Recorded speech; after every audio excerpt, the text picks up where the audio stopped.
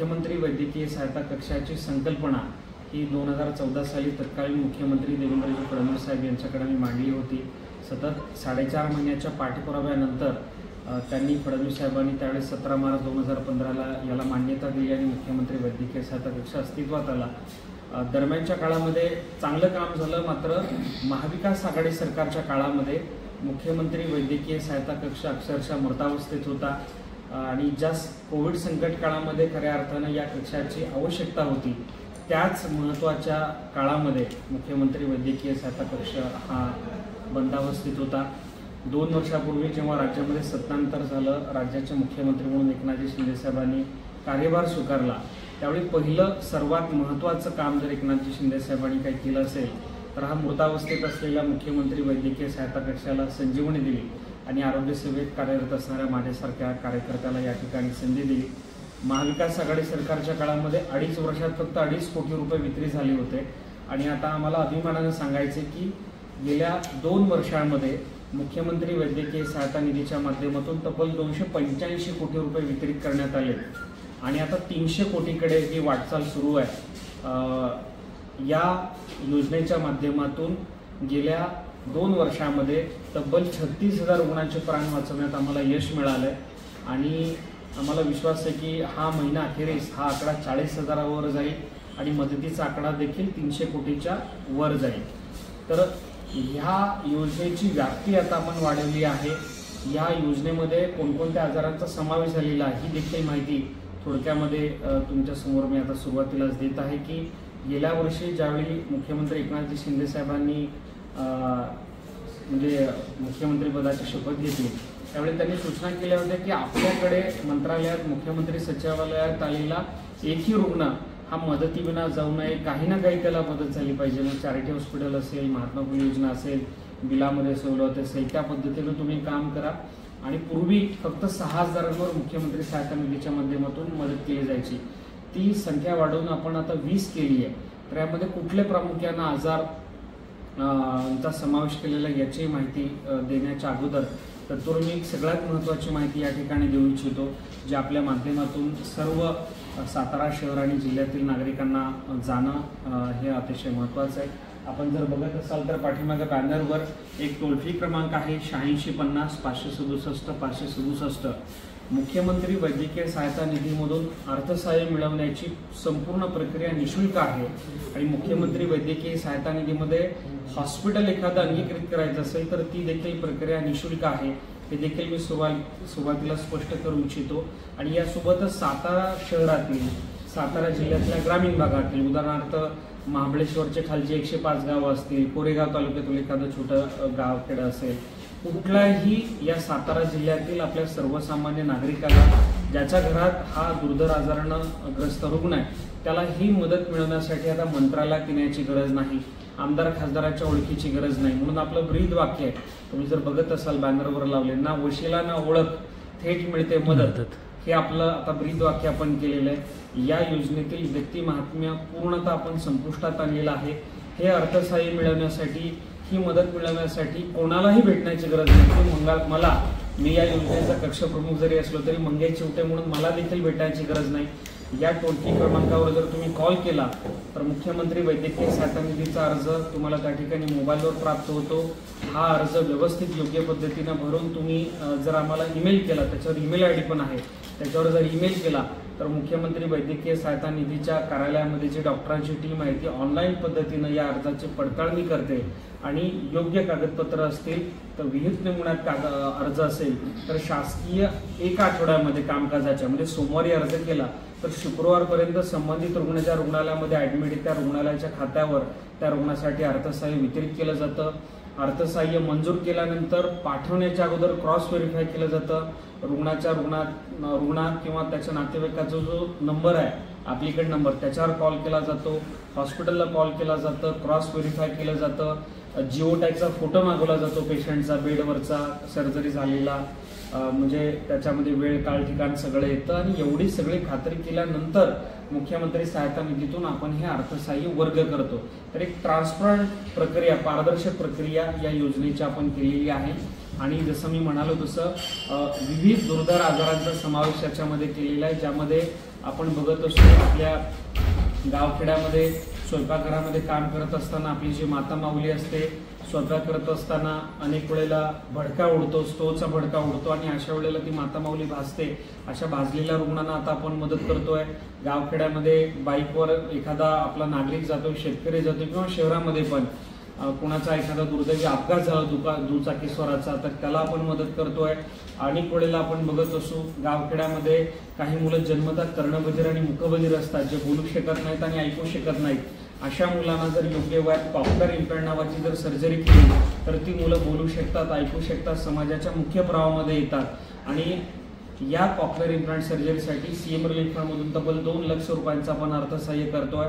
मला नेहमी म्हणलं जातं, विचारलं जातं की या मुख्यमंत्री वैद्यकीय सहायता कक्षाची सर्वात मोठी उपलब्धी काय, तर मी आनंदानं आणि अभिमानानं सांगतो की गेल्या 2 वर्षामध्ये या 36,000 रुग्णांपैकी 1,000 पेक्षा अधिक लहान मुलांच्या कॉक्लिअर इम्प्लांट सर्जरीसाठी आपण पैसे खर्च केलेत आणि ही लहान मुलं आता बोलू लागलीत, ऐकू लागलीत, समाजाच्या मुख्य प्रवाहात आली. मला वाटतंय खूप मोठं त्या ठिकाणी अचिव्हमेंट या कक्षाचे आहे.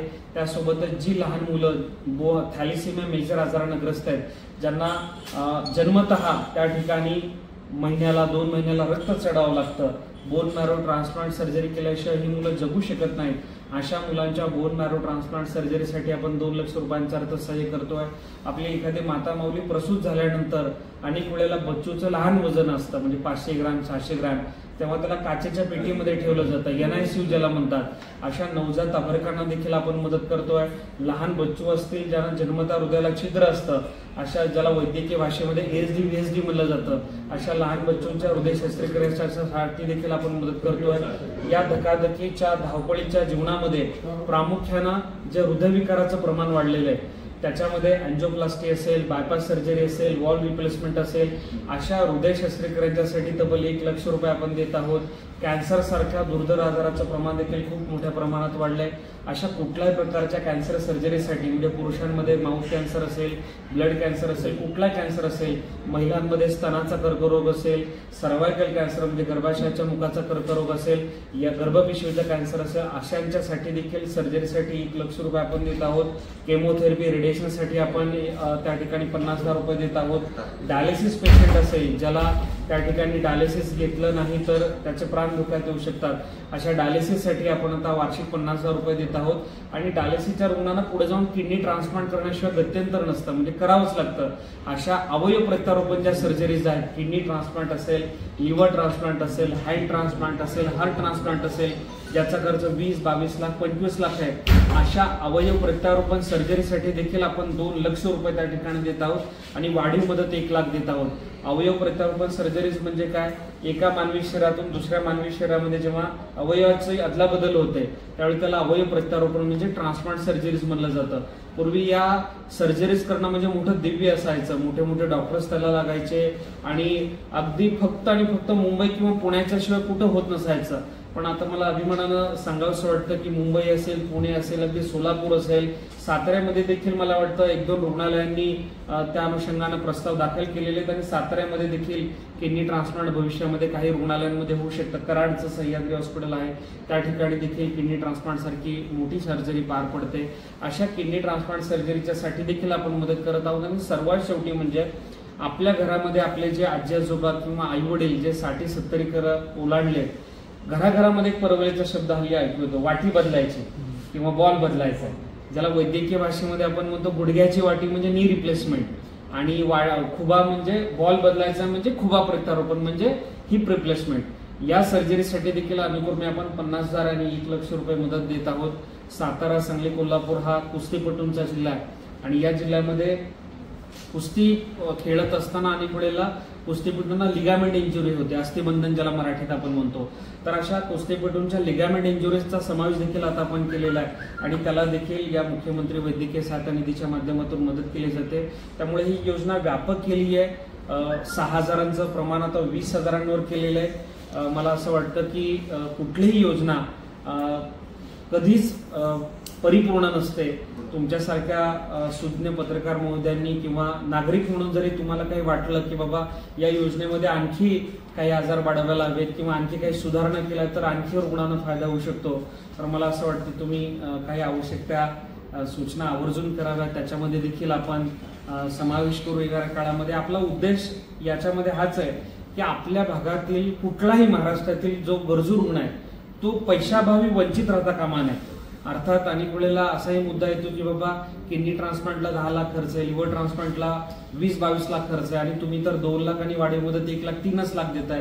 तर आपण कोऑर्डिनेशन करतो, समन्वय साधतो, प्रधानमंत्री सहायता निधीच्या माध्यमातून मदत करण्याचा प्रयत्न करतो. सिद्धिविनायक ट्रस्ट आहे, शिर्डी ट्रस्ट आहे, अशा वेगवेगळ्या ट्रस्टशी देखील कोऑर्डिनेशन करून त्या संबंधित रुग्णाला जास्तीत जास्त फायदा कसा होईल याच्यासाठी पण आपण दखल घेतो.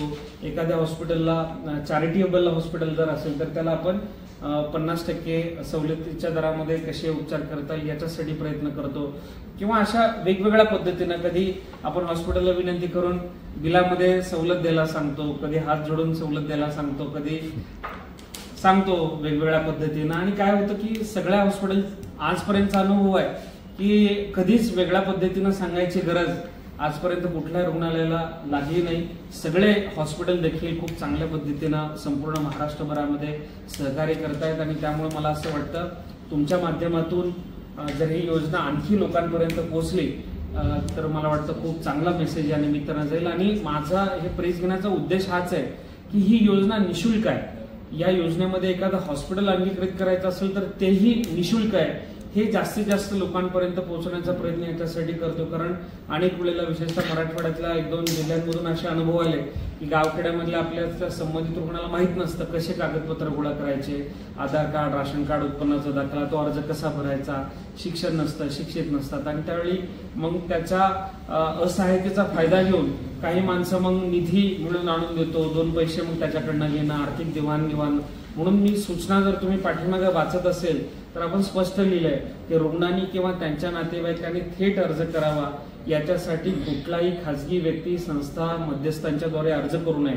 थेट अर्ज करा आणि थेट मदत मिळवा. याच्यासाठी कुठल्याही कोणाच्याही ओळखीची गरज नाही, वशिलाची गरज नाही.